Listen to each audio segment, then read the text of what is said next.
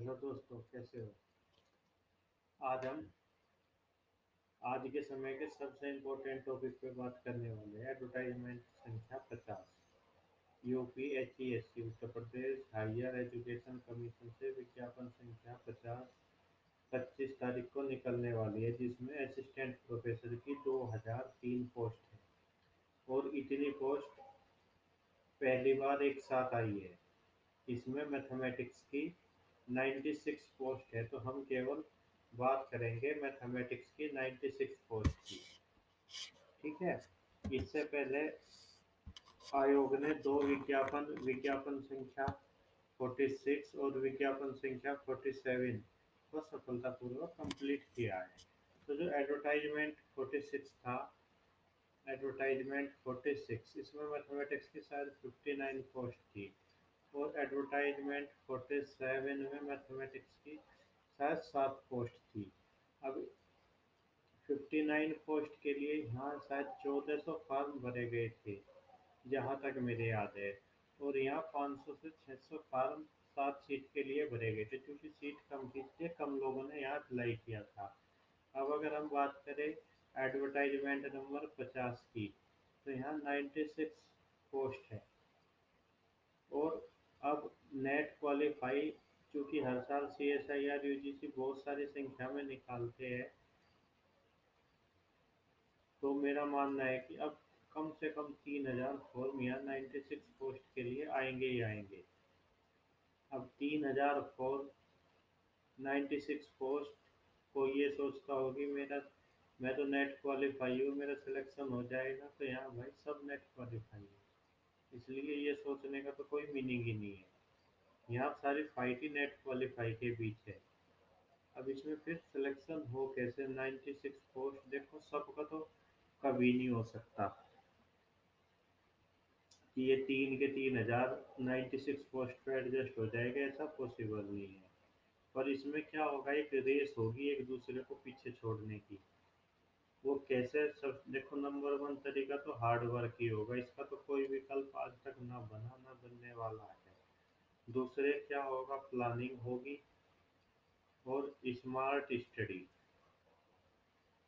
ये कुछ ऐसी चीजें होंगी जो दूसरों को पीछे छोड़ पाएंगे।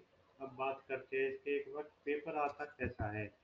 इसमें देखो 100 क्वेश्चन आते हैं 200 मार्क्स के।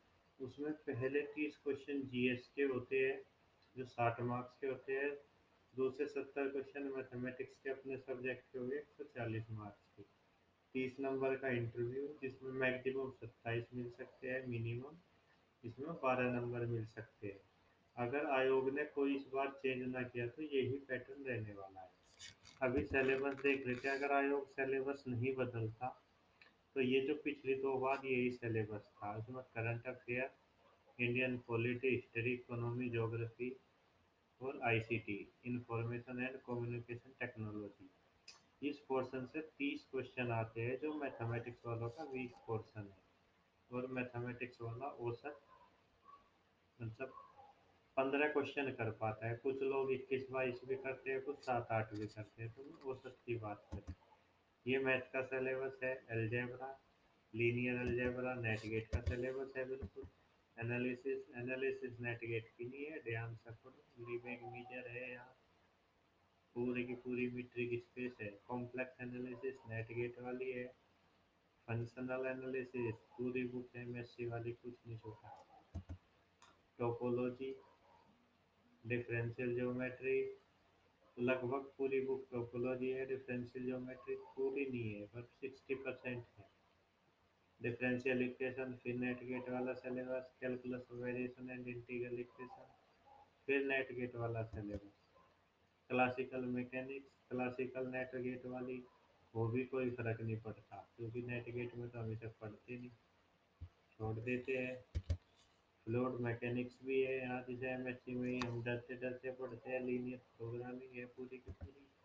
न्यूमेरिकल एनालिसिस है। और देखो नेट के एग्जाम में और यहाँ क्या डिफरेंस है। नेट में हम 40% सिलेबस पढ़ के सफल हो जाते हैं, है नहीं। यहाँ UPSC में में हमें 100% सिलेबस पढ़ना होगा। वहाँ कोई जीएस नहीं होती है, नहीं वहाँ एक तरह से रीजनिंग के होते हैं 20 क्वेश्चन। यहाँ जीएस मेन है, जिसमें हम पढ़ के भी कोई ज़्यादा तीर नहीं छोड़ सकते। ठीक है। अब नेट में main book algebra, linear algebra, complex, ODE PDE, ये है। यहाँ भी ये 4 बुक है, पर इन 4 बुक के क्वेश्चन हर कोई करेगा। कोई मान लिया 20 क्वेश्चन आते हैं, कोई धुरंधर है वो 20 कर लेगा, तो दूसरे भी 17 से 18 क्वेश्चन करेंगे ही करेंगे इस पोर्शन में से। तो इन 4 बुक को हटा दिया जाए तो जो बाकी की 13 में से 11 कितनी बुक, 9 बुक्स है, सारी फाइट वहाँ है उन 9 बुक्स में। कहाँ से क्वेश्चन आ जाए, क्वेश्चन आएगा आसान नेचर का, पर आसान नेचर का तो गणित है, हिंदी थोड़ी कि वह कबीरदास के बारे में एक पेज भरो, तुमसे पढ़ के भी नहीं गए तब भी भर दोगे। यहाँ नहीं एक लाइन भी लिख सकते अगर वो तुमसे नहीं आता। ठीक है। तो इसमें किस लेवल का कंपटीशन है वो तुम समझ गए होगे। मैं अपने मतलब एडवर्टाइजमेंट 46, 47 और 2 एग्जाम जीडीसी के इनके अनुभव के आधार पे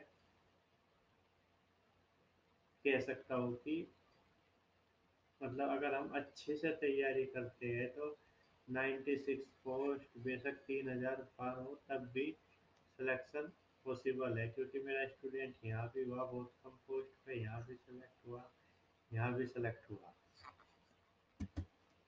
तो तुम अगर हमारे साथ जुड़ना चाहते हो, मेहनत करने का मन है, देखो मुफ्त में कुछ नहीं मिलता। ये तो जिंदगी का रूल है, शिव खेड़ा ने लिखा कि मुफ्त में कुछ भी नहीं मिलता।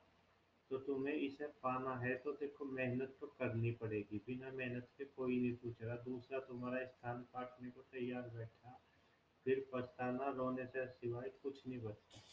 अगर तुम हमारे साथ जुड़ना चाहते हो तो इस लिंक पे रजिस्ट्रेशन कर सकते हो, या इस नंबर पर अपनी डिटेल व्हाट्सएप कर सकते हो। ठीक है। और अगर मिलना चाहो तो उसके लिए एड्रेस मेरठ होगा, इसी नंबर से तुम्हें एड्रेस मिल जाएगा। और इस फॉर्म का मतलब रजिस्ट्रेशन फॉर्म का जो लिंक है वो इस वीडियो के डिस्क्रिप्शन में भी है।